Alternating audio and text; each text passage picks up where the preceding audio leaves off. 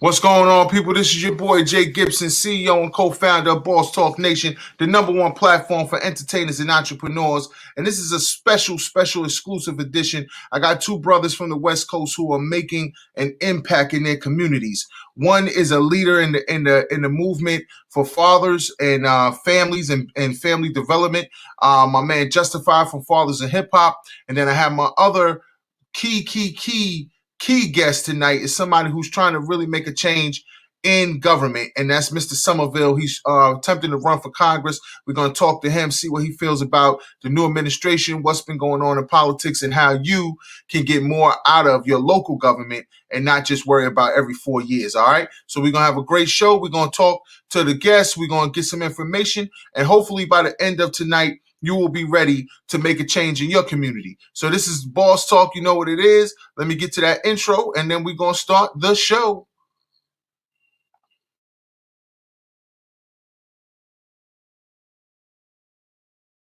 So you want to be a boss. You going to be a legend.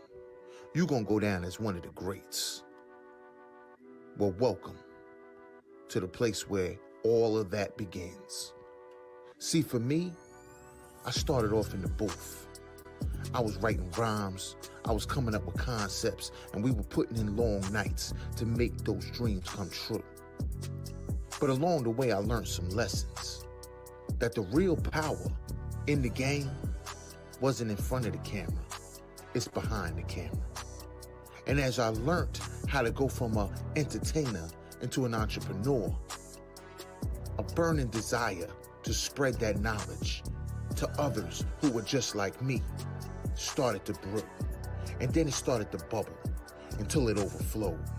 And the first thing I did was go find other bosses, other people who were like-minded and had a vision and wanted to change the culture forever, to provide the information and the resources and the network necessary to change the game.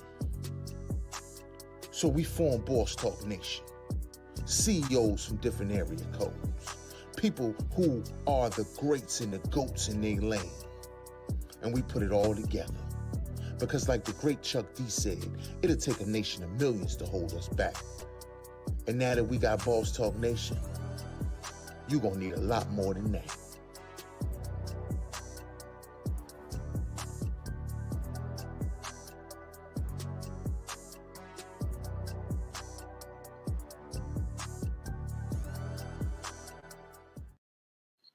All right, welcome back to the show. I got my two guests here tonight, and they are here to change the game, y'all, and give y'all some information that you need. So we're going to, without further ado, I'd like to introduce my man Justified. Say what's up to the people. Salute from Justified, Fathers in Hip Hop. We in here for that boss talk. All right, that's what's up. And I have my man Mr. Sommerville. Say hello to the people. Greetings, family. Good to be here. Let's get it started. All right, so yeah, we ain't gonna waste no time. So, like I said, hopefully everything's been going all right for you guys this new year. I know it's still crazy with COVID and everything going on, and we're kind of transitioning out of that. So can we talk about? We'll start off we'll start with Justified, then we'll go to Mr. Sommerville. What are some of the things that you're hopeful and optimistic about as we get ready to try to open things back up? You know me, I'm looking forward to Father's Day weekend. We always have a lot of, events lined up around that. And last year we had to basically cancel, our whole itinerary due to the COVID. So that's kind of what my mind is geared towards. And, just being able to be out and again. I'm an event coordinator. We do events. So glad to see some things opening up, but still want to proceed with caution. So I'm not trying to plan anything immediate. I want to see how things play out and kind of put all my eggs in the basket of Father's Day weekend where we can be real impactful and, get the fathers out and about with their kids for that weekend doing something special. So, yeah, that's what I'm excited about with everything opening back up is Father's Day. Okay, Mr. Sommerville, same question. Yeah, I got some goals. One goal is transfer of job. As you see on the screen, I am Reverend William Moses Sommerville, I serve as a pastor. I serve as a hospital chaplain. I serve as a hospice chaplain. I do public advocacy. I'm working on my doctoral degree right now.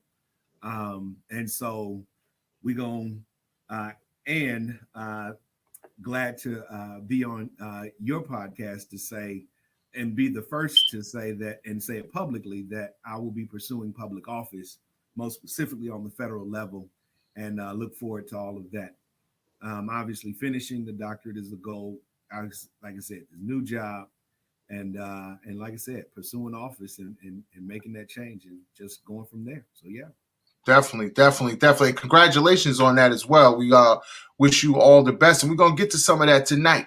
But starting up the conversation, I wanted to talk about the role of fathers in hip hop, because I know you guys have been out there on the West Coast making a change and in integrating entertainment with your message. So let's talk about first, how you got started with the organization, and then, what you see as your role in this game could be to take this thing to a global level. Right. Well, real briefly, Fathers in Hip Hop was inspired and came to be because of my challenges as a father in hip hop, with my wife passing away back in 2014 and being left with my two young daughters who were 6 and 8 at the time. A lot of people didn't think that a young hip hopper would be able to answer that call of duty and be effective in my career as well as a father. And embracing that challenge and facing it head on, I became a real father in hip hop, and wanted to be able to open up that fatherhood type of dialogue with other artists in the industry. Initially, it was, based and to be built around other artists and other people in hip hop. But as I proceeded with planting seeds into this, God showed me it was a much bigger picture, and that fathers in hip hop really wasn't just for hip hop, but that hip hop kind of represented this generation and this day and age that we're raising children, and is so much involved in hip hop. And that makes our challenge even greater by the messages in the music, the imagery in the videos.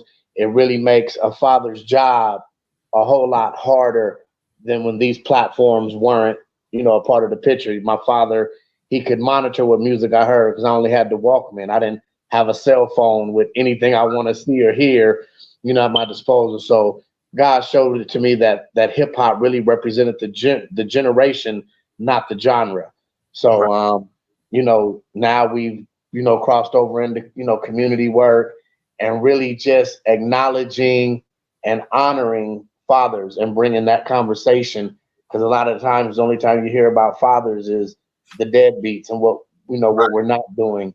And I knew too many good fathers, too many men that accepted this call of duty to not want to be able to focus and highlight that. So, we all over with fathers in hip hop, but mainly, we here to increase fatherhood engagement through, hip hop music and, different platforms, the culture, period. Yeah, definitely. And Mr. Sommerville, I would like to ask you, as someone who is a father of the flock, right? A father of the community, obviously we're all from a certain generation. How has hip hop influenced how you deliver your message to the people and just the community at large? Clearly, where can I not begin? Right, that's the question. So yeah, I've been I'm the son of a musician. My dad's a music teacher. So from Cypress Hill, Sugar Hill, and the crew. Who else? Break dancing, right? Ozone, Turbo, like that's the foundation. Right. So that's totally so I literally grew up in this. Right. But like I said, with what Justified is doing with Fathers in Hip Hop totally lends to basically how I was raised. Right. Being the fact that, like I said, I had my father, but I had a community of fathers around me. I don't know what life is like without a father. Like Right. that just doesn't, that doesn't like register with me. Right. And so I come from the belief, and from, like I said, and from a community where you don't accept anything but your best self. Right. And we push for that. We strive for that. We set those expectations. And so to see, like I said, what Justify I got going on, I'm all in. I'm the beneficiary of a mentoring talks program. A friend of mine, he has this thing called Father Speaks, and I'll have to write the book and get the book out as well, where I talk about the perspective around what it means to have a father in your life and the value of it. Because we often hear about, as was shared earlier, the deadbeat dads or the dads that are not there. We often hear about fathers who say, this is how you need to raise your sons. But we're not hearing from the perspective of the sons who were raised by fathers. And so I'm going to bring that to the forefront as well. And obviously incorporate that into policy, and advocate for things like that, for those kind of issues. Because as much as we have maternity leave for mothers who just gave birth to their babies, we still need to talk about paternity leave, where fathers can get away from work. Because I was fortunate enough, especially out here in California, they honor having paternity leave where a father can get away from work and what have you. Also, as a spiritual care provider, working, like I said, in clinical settings, and we'll talk about that later, I'm sure. Right. But also, I would be wanting to push for mourning leave, where if you lose a loved one, you lose a father. I lost my father last couple of years, about 2-3 years ago, and just going through that process and that grief, I could have really benefited from Right. a mourning leave as well. Right. And so yeah. And like I said, my father, as great as he was, it was great to, obviously see a man who loves a woman and what have you. And so, I had my mom, and they had been married for 48 years. Wow. And so I had a front row seat to a love story. Right. And so with that, I'm obligated, and they were educators themselves. So like I said, I'm obligated to serve. And that's why I'm totally on board with what Justify got going on with FathersinHipHop, and being a further mouthpiece, voice, and advocate to ensure that, fathers are real. And that's just where we are. Right. And those are great points both of you gentlemen just said. And what I would say, that takes me to my next question of the role of hip hop, as far as saying, we're talking about your organization, Fathers in Hip Hop. I'm one of the people who could say I was fathered by hip hop. Mm-hmm. And we have a whole multiple generations now of young men who, like you were just saying, Mr. Sommerville, that front row seat, right, is pivotal, right? And whether it's your biological father, luckily I did have, a relationship with my father, but I've also had father figures, throughout my life, whether it be coaches, whether it be, people from the church, or just somebody from the neighborhood, an uncle, right, that you can watch. Because as a young man, we don't know what the world is like. We don't know, what's really going on. And then, maybe we can get into this later, but understanding the roles and the sacrifices of a grown man versus being a child. But I just wanted to start on the first topic of, for the generation, why do you think it's so important that we know we need to change the narrative as far as what's going on with the violence? And, Justify was on with us about a month or two ago, and we were discussing, the whole origins of the West Coast and the gangster rap. But now let's take it to, what can we do moving forward to promote positive voices so that we have culturally relevant people that are out here and making sure their message is highlighted, which helps us all, because it helps for those that don't have a father at home, have somebody say, you know what, this is an example of somebody who's doing it the right way. They might have made mistakes. They're not perfect, right? But they picked themselves up and now they're doing something positive. So I'll start with Justified, and then we'll go to Mr. Sommerville. I think we need, to develop more platforms like yours to where we can have that dialogue and we can have that discussion. Because when you think of mainstream, media, it seems like there's an agenda against us. Right. It don't seem like when there's an agenda. Right. Yeah, I'm just trying to be in case somebody tuned in. Don't want to make nobody feel under attack. But yes, there's definitely an agenda against us. When I say us, of course, we're speaking about, the black male, the black woman. And when you think of television programming, you see what they want us to see. If you were in another country and never visited, LA or Atlanta or New York, and all you watched was Love and Hip Hop. Right. Now that's what you think right. of us. Yeah. Right. Because that's what sells and that's what they show of us. So in order for us to move forward in our agenda, we need to build our own platforms and we need to, to change that narrative by what we promote. And like even with the music, you look at the videos, if it ain't money dropping, if it ain't ass shaking, if it ain't drugs moving, it's not interesting. It's boring. You know what I mean? And I think it's taking a lot of time to hammer in, that message. And we've accepted it. It's like, yeah, this is who we are. And it's sad for the younger kids because all of us are, I'm assuming, 30 and up. I'm 42, you know what I mean? But the stuff that they see compared to what we saw is way different. And then you got to take it back from us to what our parents saw. So it's been progress in the leading of our people to destructive ways. You know what I mean?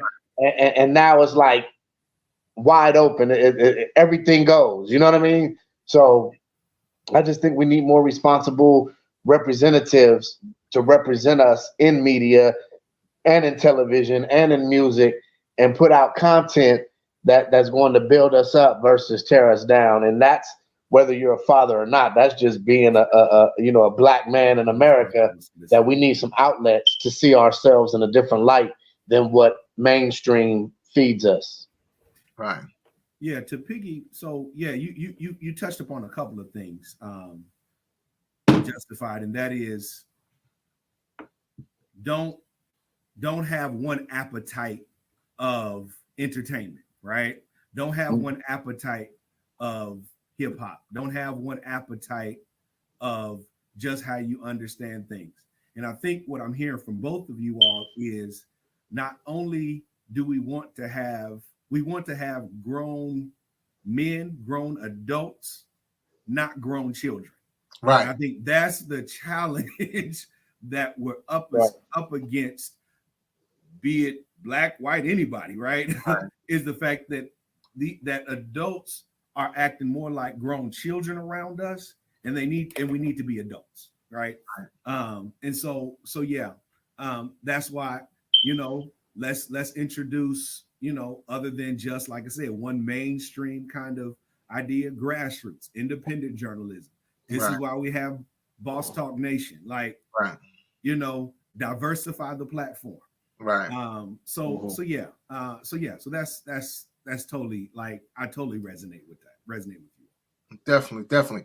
And so to build off of that, I would like to, because you said you had experience as a chaplain, get into some of that, because dealing with whether it's hospice patients or dealing with people who may be in the system and different levels of the system, what has that been like, being basically a shepherd of people who may be at what some would say the bottom of our societal norms? And what have you learned that you can take into your role in leadership and in politics that can, help to make people connect with the issues that are going on? Right. Well, there's the lessons are never unending. Let me put that out there. And it's really even an honor and a privilege to be made privy to people's most vulnerable most in-depth and hardest moments in life circumstances. Right. And also, I didn't mention I served as a military chaplain too. So Okay. I saw this thing on the side of war and Right. how war affects us all the same. Right. So I would say I'm amazed at the nuggets of wisdom that are dropped by accident. Right. Okay, that of people I encounter, and it further affirms what we need and what we don't need and what we identify as important. Right. So when you talk about young men out, when we see the mainstream media to say, you know, is have these women's cars, bling, materialistic stuff. Yeah, that's great. But the issue is, how is that going to comfort you when nobody's at your bedside and you dying? Right. Right? Who's going to be there? Who's going to be there with you when you're going through those kind of moments? Right. And who are you as a person? Right. Right. Because contrary, we've heard we've heard like phrases or regular phrases or familiar phrases of such that we would even try to translate as wisdom. For example, the worst brings the best out of us, right? Mm-hmm. And we've heard that, we bought that, we fed that kind of appetite of philosophy. But being in this work, I've learned the worst brings the worst out of us. Right. and so forth. So yeah. So like I said, that's what, like I said, I've gleaned from, you know, my work and how I continue to serve and what informs how I serve people. And that is, and just as much as asking the question around how well do you know yourself? Right. When we talk about love, you know, what really is that? And I am of the opinion and belief that you cannot best give love until you know what love is and you've been able to love yourself. Right. So stuff like that, like that's where I am. Right. Yeah. Definitely. I mean, that's a great answer. And I would to shift it to Justified, with your organization, I mean, you're making an impact. I mean, we can go to just to share a little bit about what's going on, what you're doing in social media. I'll pull up your IG so people can see you in action, and we can talk through it there. But just to see, like, you know, first of all, like I said, congratulations on, you know, being someone brave enough to step out here and say, you know what, I'm gonna do it different. I'm gonna actually have a message, right? And then recruiting people and bringing people, you know, to the table who can help you project that message out. So when, you know, people come to your social media and when people, you know, interact with you online, what is the message that you want them to see? Like, I see the videos here. You know, is there anything particular you would want the people, like a video I could play really quick or something that's on here? Keep going down. Let me see which one. Maybe go back the other way. I'm sorry. Keep going. More closer to the top. I had over like 500 posts over there. I went and trimlined it down to like 50 something posts so people can more so interact. Okay, maybe the one in the blue hoodie right there is probably, that's talking about the blessed in the mess and us trying to bless fathers in business. I believe that's what that one is. Okay, I got you. We'll play that right now. Let me get to I want all our friends, all our supporters to tap in, bless the mess like y'all been doing, how y'all been rocking with me. Continue to sow into what we're doing, and what we want to do is we want to take a blessing to Not Your Mama's Kitchen for their grand opening. I want to go in with enough support to purchase 100 plates and give them away to the first 100 fathers and families, however we do what we do. But I want to, for their grand opening, I want to salute this father who through a pandemic said, I will not give up on my dream. I will not give up on my family and on my legacy. And I'm going to climb through this storm and I'm going to keep my business alive. So that's what I want to do. That we're launching the campaign. $5. We want people to put 5 on it. If you got 10, if you got 20, if you got 100, whatever you got that you want to put towards blessing this man's business that he's built to be able to provide for his family. And I'm trying to raise at least $1,500 so we can buy 100 barbecue dinners and give them away at his grand opening. He's building something. This is not your mama's kitchen. And it's something that can go on, forever and ever. What better way than us to come together, cover the cost of 100 plates, give them away to those that show up to the grand opening, and hopefully those people will turn into regulars and they'll come back for that bomb soul food that my bro is making in Not Your Mama's Kitchen. You feel me? This is All right. dedicated to the father that's been holding it down. Don't let them ever treat you less than the king. Fix your crown, poke your chest out, hold your... All right. So I just wanted to show him some love. Definitely, y'all need to check him out. Not Your Mama's Kitchen out. And I wanted to salute you because with you having an organization that is focused on the community and strengthening the relationship of fathers in the community, is very rare. You see organizations helping other organizations and other individuals, even though that's the mission of what a lot of these organizations promote. So I wanted to be the first to say we're definitely, we talked behind the scenes before, but you'll definitely be getting something from me to help whatever you got going on, whatever you can put towards it. And I just wanted to speak to that for a minute because, and both of you gentlemen can answer this. When we talked about, when we first came on about the agenda, right? I don't know if it's maybe Mr. Sommerville can define it concretely, but from what I understand, there was a policy that happened in the 60s where they went to single black females and told them if they kept the father out of the household, they would get government benefits. Now we have, after the 90s and the crime bill, a lot of brothers came home. They're trying to get their stuff cleaned up. They're trying to turn away from crime. But the dynamic is still there now because they feel like they can't be the man in their own home, or they can't re-enter the family or group because they can't get established, as an opening a business, or, whether it's a barbershop, restaurant, landscaping company, or even something in a professional, a world.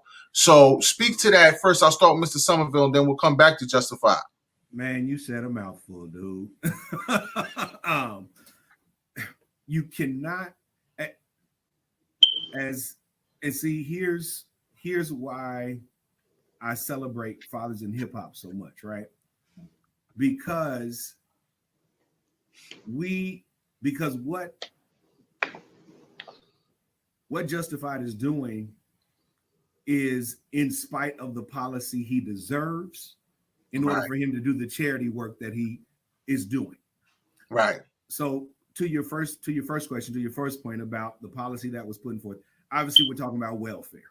Right. One of the issues of welfare that was put forth, and most specifically, it was more highlighted during President Clinton's time period, or when he was in office, and that is for a woman or for children to receive benefits or to receive welfare, it's focused on women, and you cannot have a man in the house. In so doing, then that would suggest you have added income, and so you don't need the welfare benefits, which is just not true, especially when you look at the fact that the average black family, shout out to Tone Talks, the average black family in America is only worth $1,200.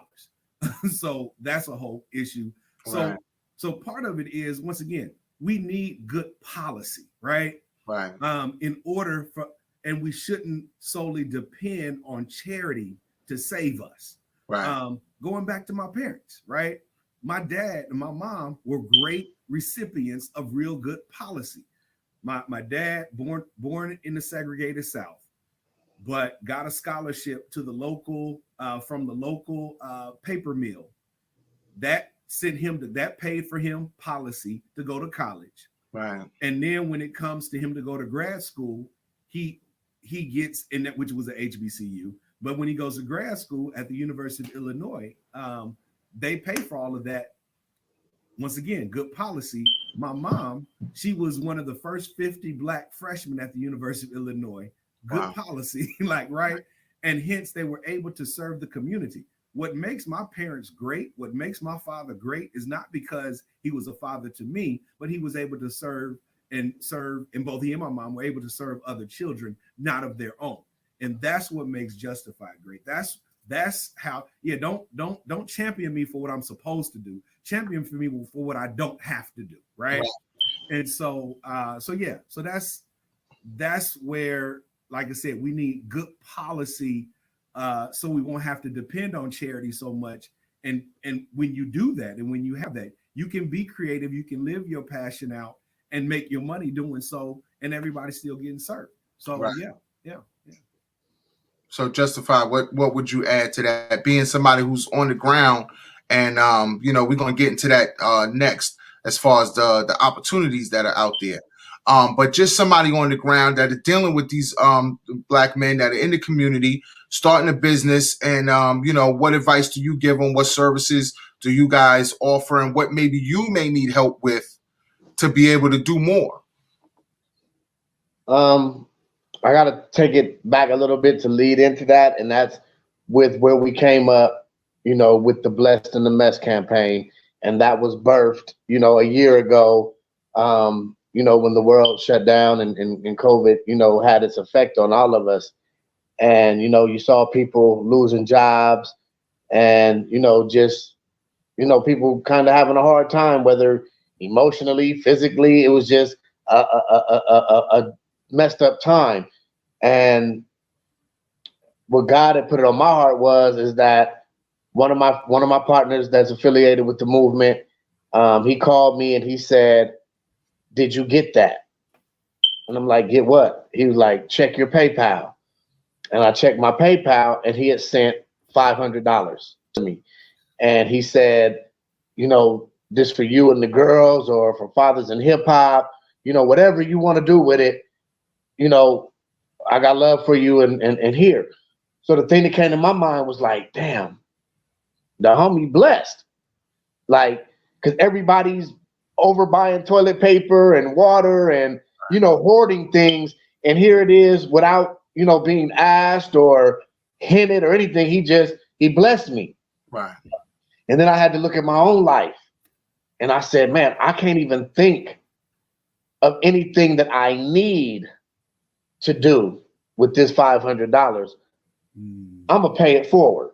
Right. And what I wanted to do, I went through my Instagram live, and we picked a couple people to drop their Cash App in the comments, and I hit like 3 different fathers off, with $100 each, and then the last 200 we broke it down into like 50s. Right.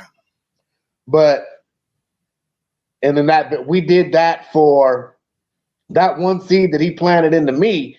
God took it from there and grew it to where we went all the way up until Father's Day, and we distributed $100 a day, to different fathers, $25 Cash App, $50 Cash Apps. I reached out, and if we go back to our last time talking, I'm big on influence. Right. I went to my influential friends that are recording artists, have fan bases, and I invited them to do an Instagram live with me. And during that live, we would have their followers and friends drop their Cash Apps in the comment, and we pick 4 people a day, to bless with $25 Cash Apps, just to, put a little blessing in the mess. And it's not much, but it was what it symbolized more than what it was valued at. You know what I mean?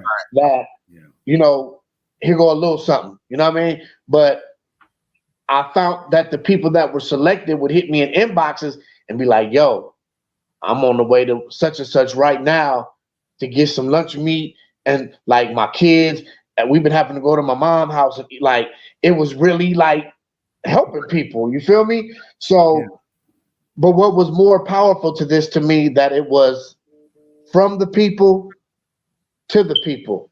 Mhm. We created a small system that took care of us Right.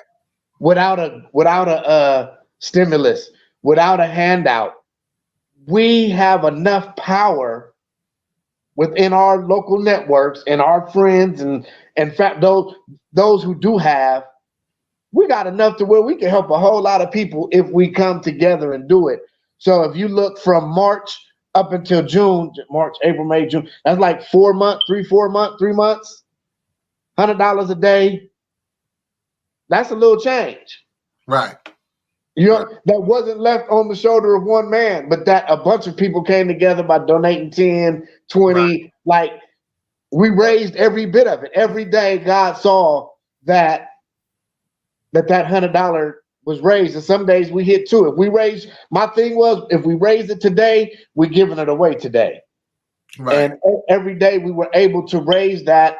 That I always think of the story of, and we got that minister on the line. I think of the story of Moses when he was leading the people through the desert, and they were wondering how they were going to eat. And God said that He was going to send the manna and the quail, and to don't hold on to it, to consume it, and that He will provide again the next day. Right. And I literally watched that happen with the Blessed in the Mess campaign, because I would empty out the donations that come in every day, but yet the next day, $100 plus more would be donated back into the provision for the vision. Because you know, Right. I'm nervous. Like, damn, I didn't put my foot in my mouth and said we're gonna do $100 a day. You know what I'm saying? That's $3,000 a month. You feel me? So excuse me, Justified. I'm really excited. You talking about the scriptures here and all this stuff. I'm gonna give another story that really reflects what you got going on and basically what you did. I just read about it like 2 days ago, so this is really on time. It's the story about a man who went into a village, and the resources in the village, known among the village, were scarce, right? And so, but he had a passion and desire to say, you know what, we can come together, we can make this thing happen. And so this man is going throughout the village to say, anybody got, you know, something to offer or what have you, and everybody say resources are scarce, things like that. And basically it was to feed the village, because the village, like I said, didn't have all the food as what they thought. And so this man said, okay, I have this, he said, I have this stone, and it's a special kind of stone. And with that stone, I just need a big pot of water to place my stone in it. And so because I have this big pot to place my stone in it, I need somebody to give me a big spoon in order to stir my stone in this big pot. And so somebody brought him a pot, somebody brought him water. Okay. So now he says, well, I need some fire in order for somebody to heat this water up in order for my stone to work while I stir this pot. And so somebody brought the fire, brought the wood. So now you got a hot pot of water under some fire. He said, well, I need some vegetables. I need some meat. And so I said, well, I got some carrots. That's all I got in my refrigerator, but I can bring that. And somebody was like, oh yeah, I got some potatoes. I ain't got much, but I'll bring that. And so then by the time this dude is still stirring the pot with the stone and the hot water, you now got carrots and vegetables. And somebody said, well, I got a cow over here that I just skinned, and we can put some beef in it and what have you. And so, you know, now you got a whole pot of stew made, but not do you only have a pot of stew, but now folks are saying, well, shoot, this big pot, we can't eat this one at a time, so we got to eat together. So somebody bring table, chairs, placemats, all that stuff. And that's how you made it happen, dude. That's you that dude with the stone. So yeah. And that was on a small level. So it makes me think, what if all our wealthy influentials put that same, you know, type of thinking into play? I mean, and I'm not knocking nobody because I don't know what they do, what they haven't done. I'm just saying you got Jay-Z's, you got Master P's, you got Snoop Dogg's, you got all these elite celebrities that have millions, some of them billions, Dr. Dre, right? But the same cities that we wear on our hats and the same stuff that we represent and say, wear with pride, I'm from here, what are we doing for them? Right. What like all the ones with a lot, if we just took a little and put it together, we could do a whole lot. I mean, we could create jobs by starting businesses, you know, but it's like our people have been pitted against each other, and it's a nut swinging competition.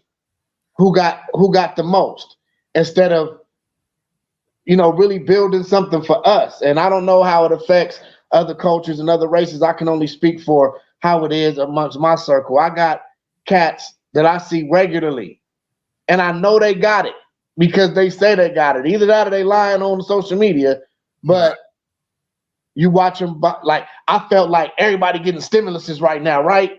Nigga, Fathers in Hip Hop donations should be cracking, but they not. Right. You see what I'm saying? It's like, and shout out to all the people that do help, because we got a lot of people that's so repeatedly, like I said, we got the I Got 5 on it challenge. Right. And everything that comes in, it goes out. Right. And that's the blessing for me, is that I can administrate something like that because God has taken such good care of me to where I don't have to go into the Fathers in Hip Hop money to do anything for Justified in His. You feel me? It's like I got a Jus Smith Cash App and I got a Fathers in Hip Hop Cash App. And I don't touch Fathers in Hip Hop for nothing but Fathers in Hip Hop business. You mean? And it's like, we're so powerful collectively. And I feel like for the last, I mean, it's probably been for however long, but my recognition of it, it feel like America and the system is like punking us. Like, what you niggas gonna do?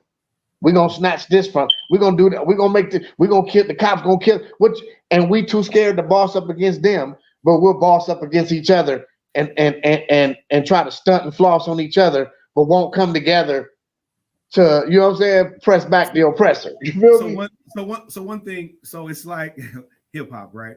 Like what Wyclef Jean said, right? It's easy to kill other cats. It's the dogs you got to deal with, right? Right. So I think so one of the things and grievances that you appropriately are talking about, Justified, also is the fact that we as you've already learned, we are really there collectively. The challenge is, and here's, like I said, where my interest lies further, leadership.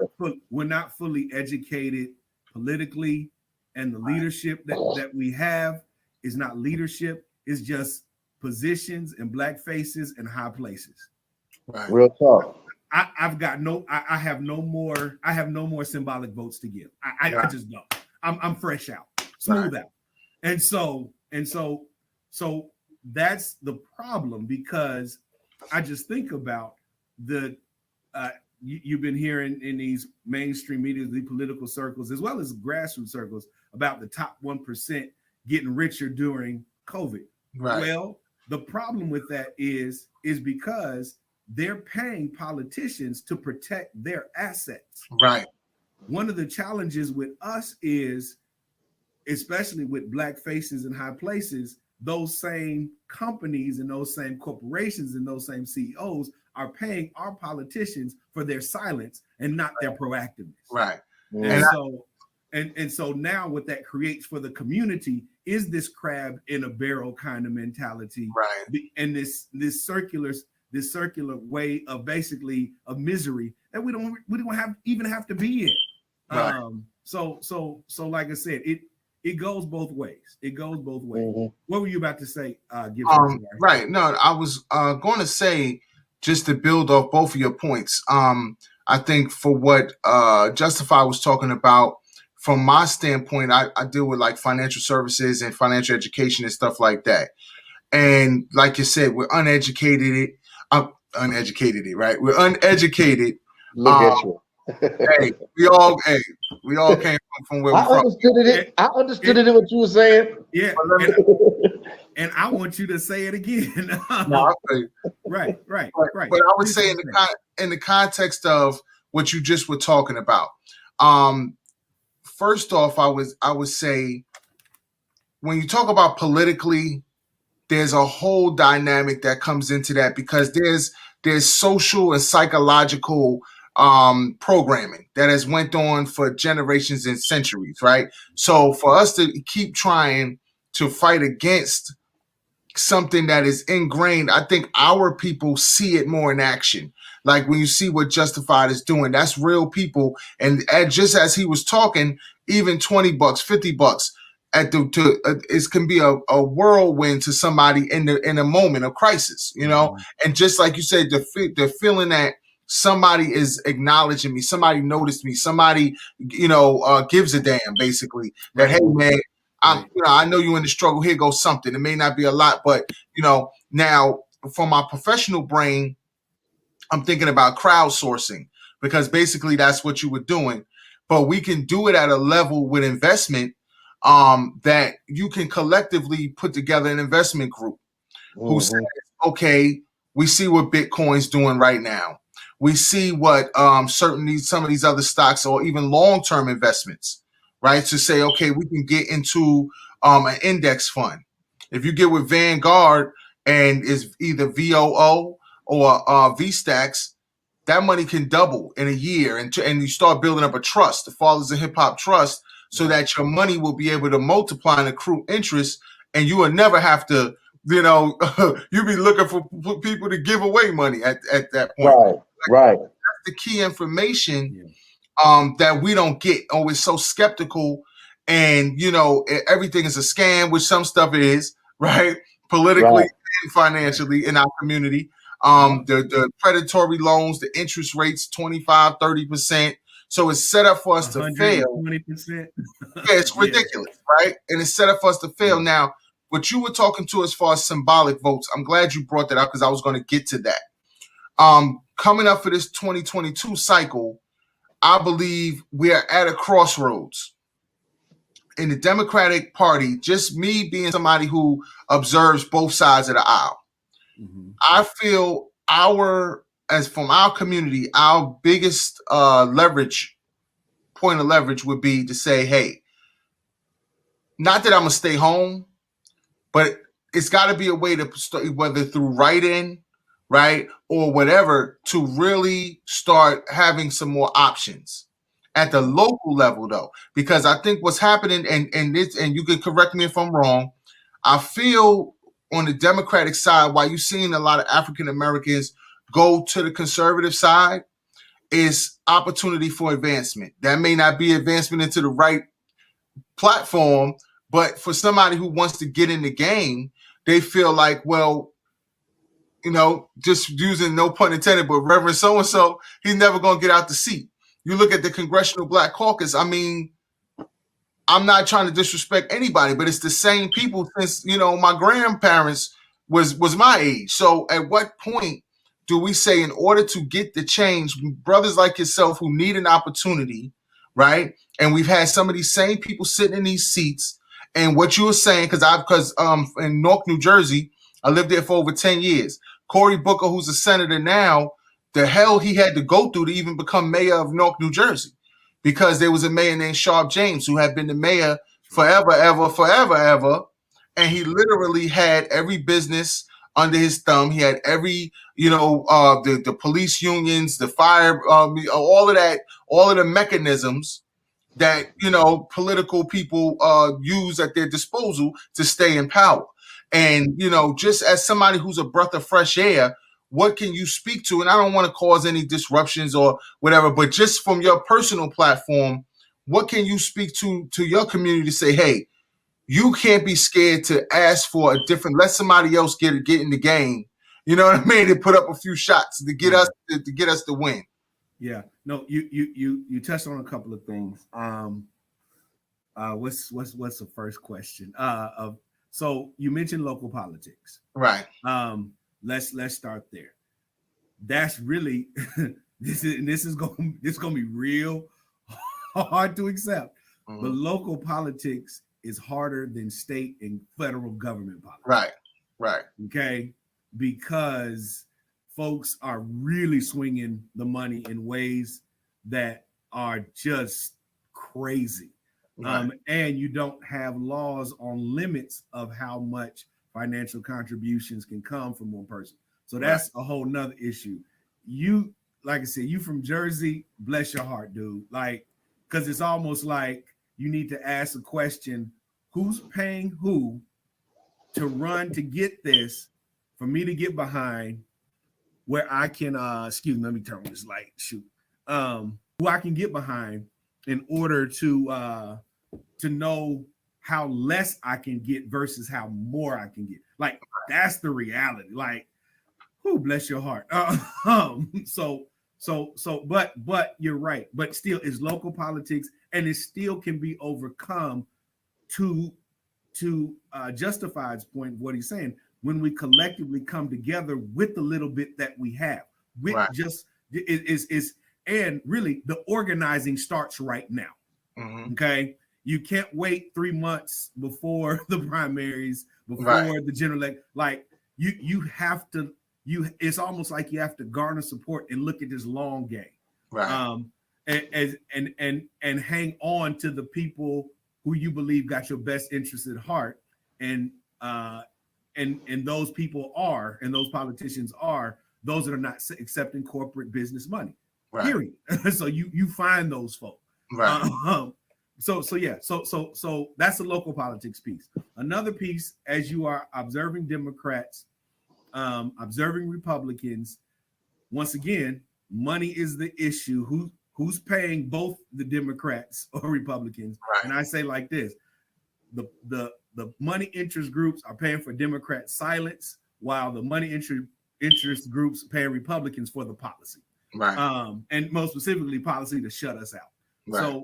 So we also, I think, need a strong third party. The Green Party's trying, Working Families Party's trying, and this new party is coming out, the Justice Party. They're trying, but eventually we're gonna need a third party. Right. And most specifically, a third party that's for people. Like that's really that's my campaign slogan. Simply put, serve the people. That's it. Right. Politicians got one job and one job only, contrary to popular belief, and that's to serve the people.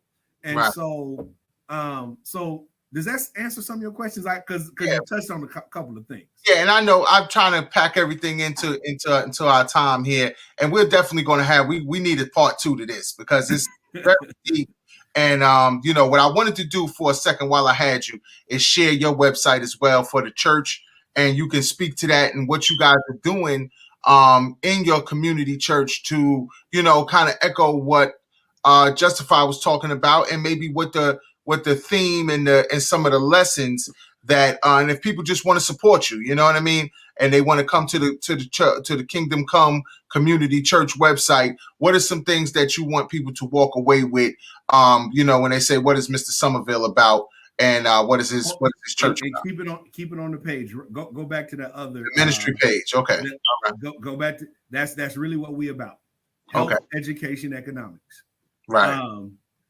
We have members of our church who are nurses. Obviously, I'm a chaplain as well. We got other chaplains. Like we have like people who are healthcare professionals, like doling it out. Like today, I arranged for a person for their mother who's above the age of 65 to get her vaccination, right? And get it. And I obviously get it for free, like stuff like that. Education doesn't necessarily confine to academic circles. When I mention education, let me be very clear about that. Mm-hmm. As the website says, in order to be affirmed people, you need to be an informed people. Right. So I'm more about voter education than I am really even about voter outreach. Right. And that's what we do that's part of what my sermons involve. Right. Which you click the YouTube link out there and you'll see a couple of sermons that I put up. So you have that. And then of course, economics, like as a congregation, we want to make sure we're doing okay within our congregation in order for us to have the awareness, the availability to serve other people and what have you. Hence, like I said, and so our church motto is citizens of the kingdom, serving as citizens in the world. In the Christian church, historically, everybody and majority of Christians have been about saving souls, saving souls, saving souls. Well, in order to focus on getting to heaven, getting to heaven, getting to heaven. Well, my theological posture is, and my belief is, let's have heaven on earth. Let's support people here on earth. And what have you. Like, so that's where I'm moving in that space. When it comes to, like I said, my public advocacy work, and as I shared before, I'll be pursuing public office, most specifically running for Congress. You can go to my page, the Sommerville Exchange, where we doing the foundational setting right now. We got committees together. We got folks. I got volunteers. There's already 40 volunteers. Got some commitments, and we just go in there. And if you're interested about, we can't take contributions just yet because we're a little early in this, and we're trying to see how Biden does in these first 100 days, so we can assess to say, okay, here's where he's going wrong, here's where he's not going wrong, things like that, and being strategic about it and being smart about this thing, right? But it's exciting stuff, and like I said, if you're interested, the SommervilleExchange.com, and get in touch with me. Let me know where issues come up, where we can be a further support to you. Like I said, we got Fathers in Hip Hop. Once again, I'm pushing for fathers' rights. And when we take care, when we talk about rights and people having things available to them and having resources available to them, at the end of the day, we want people to be safe. We want people to feel safe, right? And so that's where we are. That's where I am. Definitely. And before we go, got a few minutes left. I'm going to share Fathers in Hip Hop, the website. So talk to us real quick, Jus, about what people can do when they come to the website if they want to support your mission. What is the best way to get in contact with you, and what are you trying to accomplish through the website? Really, the website is just for information and be able to update what we're doing. Of course, my musical efforts are there. My album is for sale on the website. My merchandise, shirts, hats, all that good stuff is on there for sale. So it's really a place for commerce, at this point. But as I connect dots, with more people, and I'm really being led, man. I'm really, trusting God for provision for the vision, and really subject to what His vision is for Fathers in Hip Hop, because it's something that, I've been entrusted with to move. And it's like each day, like, who would have thought, 2.5 years ago that, I would have potential, people running for Congress reaching out to me to be a part of their campaigns and to network. So, like I said, what started out as just wanting to acknowledge the good fathers in the game, God has a whole bigger, vision than I even see myself at this time. So I just know it's all about, we just trying to push fatherhood, like I said, and increase fatherhood engagement. We don't want you to just be a baby daddy. We want you to be a father.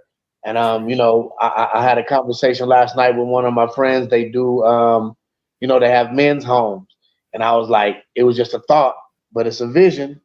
What if Fathers in Hip Hop could buy some property and have homes for fathers with children that are having a hard time, but focusing on fathers, and have some fatherhood classes, because there's a few things that we like to focus on, and that's life insurance, credit, right, and financial literacy.